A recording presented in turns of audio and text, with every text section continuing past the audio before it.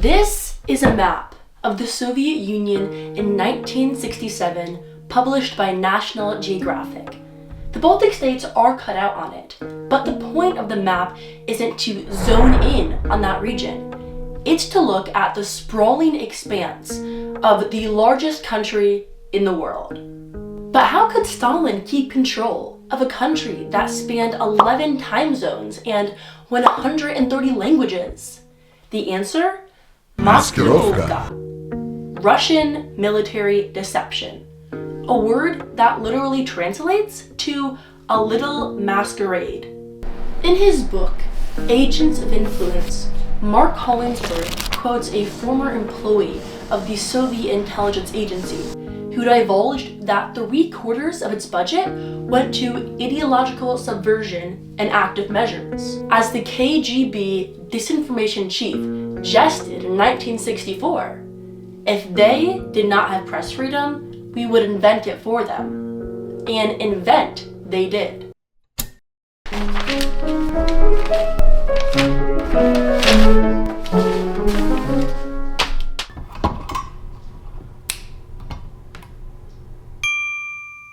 The Baltics. What a region no one has heard of can tell us about the future of war. From Democrats and Republicans in the US's 2016 presidential elections to pro-NATO Estonians and Eurosceptic ethnic Russians in Estonia, Russia exacerbates social rifts to shun the oppressor and cast itself as the underdog. Why else would advocates of a military coup in Burkina Faso be brandishing the Russian flag? The same reason that 26 out of all 54 African countries in the UN declined to sign a resolution condemning Russia's invasion of Ukraine. Putin is that good at exploiting anti-colonial resentment and pretending to be an ally. История Запада, по сути, хроника бесконечной экспансии. Пора все-таки избавиться от этого мышления эпохи колониального владычества. Americans thought Maskirovka would end at Reagan's Mr. Gorbachev, tear down this wall. But it didn't. Russia may have turned off the taps on gas flow to Europe, but the fire hose of falsehood is still on full blast. While America has turned largely a blind eye to the relevance of disinformation to warfare, the US Army just released the first doctrinal publication on disinformation in 2023. Russia was building a four-pronged deception campaign.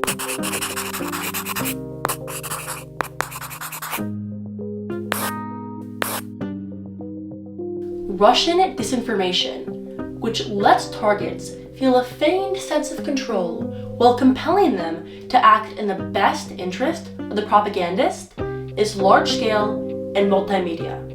While disinformation has remained the crown jewel of Russian military strategy since the Cold War, there is a new technology Putin can exploit: the internet.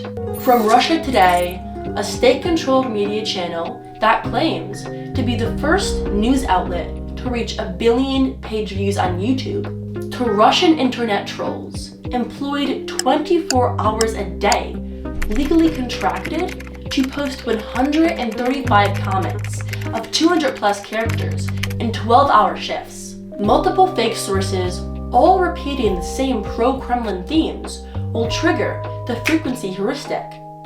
Repetition triggers familiarity, triggers acceptance. Most journalists fact-check before publishing breaking news, but Russian news agencies strive to be first and to be fast. Being the first pair of boots on the ground to broadcast the latest breaking news can come at the expense of truth. If pro-Kremlin headlines are routinely the first to pop up on my phone, they take up more space in my mind in the vacuum of information about what just happened before other sources have time to butt in. In 2015, after Putin annexed Crimea under the guise of legality, Russian parliament employee Maria Gatsanova said to be reporting live 1,000 feet from the front line in Donetsk. Ukrainian shelling ringing in her ears until a light switch flips on. She laughs. She's in a darkened recording studio, playing explosion sounds. Russian disinformation does not adhere to objective reality, nor does it abide by consistency. In fact, despite conventional knowledge that contradiction tanks credibility, the Kremlin leans on peripheral cues to legitimize influence campaigns. RT reports that the latest member of NATO braces for war deaths. Well, its logo is question more. Press release says that NATO might deploy Ukrainian troops to France to stifle anti-war protesters? Well, the domain name in the URL is NATO. No way it's a proxy website using generative AI to leech the identity of legitimate news providers. Putin enforces this 4-step disinformation crusade on every conventional media outlet which operates on Russian soil. In March 2022, the Kremlin blocked access to the country's last independent television channel, TV Rain. That same month, Echo Moskvy, the only radio station not dictated by Putin, was pulled off the air. And before the year was over, Novoye Gazeta, the last standing independent newspaper, had its media license revoked. The Kremlin may puppeteer all forms of old media, but it can't exert as much control over the internet. Or should I say, the intranet. Russia, like China, opted for a standalone network distinct from the World Wide Web. But, unlike its neighbor, Russia lacks the operating capacity to block YouTube. This is where free speech, if not thrives, survives. All 3 conventional media channels, which Putin booted from his information sphere, have kindled spin-offs on YouTube that have racked up millions of followers. But it's not smooth sailing for unbiased coverage. I noticed something scrolling through YouTube videos made by Russian citizens who were speaking out against the war. Everyone begins with the same message. Все новые видео мы целиком выкладываем.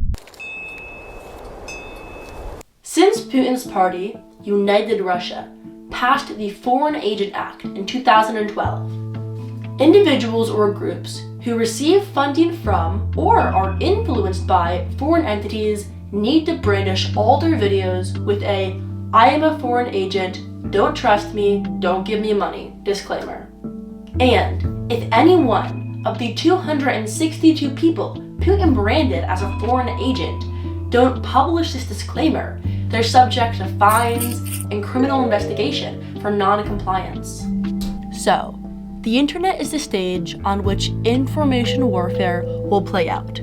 The conflict has been moved from the battlefield to the hearts and minds of citizens. Because hey, disinformation doesn't invoke Article 5 of NATO's Washington Treaty, that an armed attack on one member is considered an armed attack on every member. So, the victor will be decided by who wins the information game. Each side has a few key players.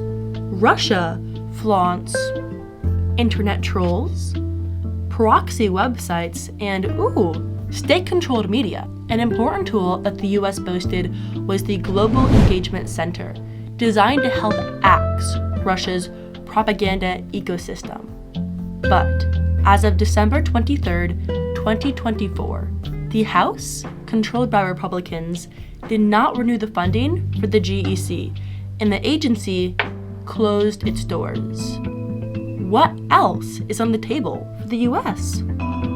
I spoke with Professor Brendan Nyhan, misperception and conspiracy theory expert, and my former professor at Dartmouth College. There are pockets of free press subsisting on Russian internet. However, most people absorb their news through osmosis.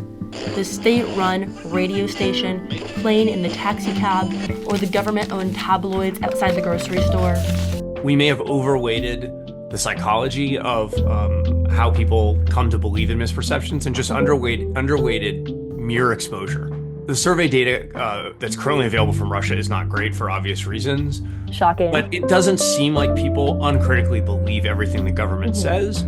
The fear is they just don't know who or what to believe. People's predispositions can leave them vulnerable to embracing these misperceptions. But when they encounter corrective information, at least, they often update in a similar way, and in some cases even more so. But the United States Armed Forces have doubled down on counter-propaganda efforts in recent years.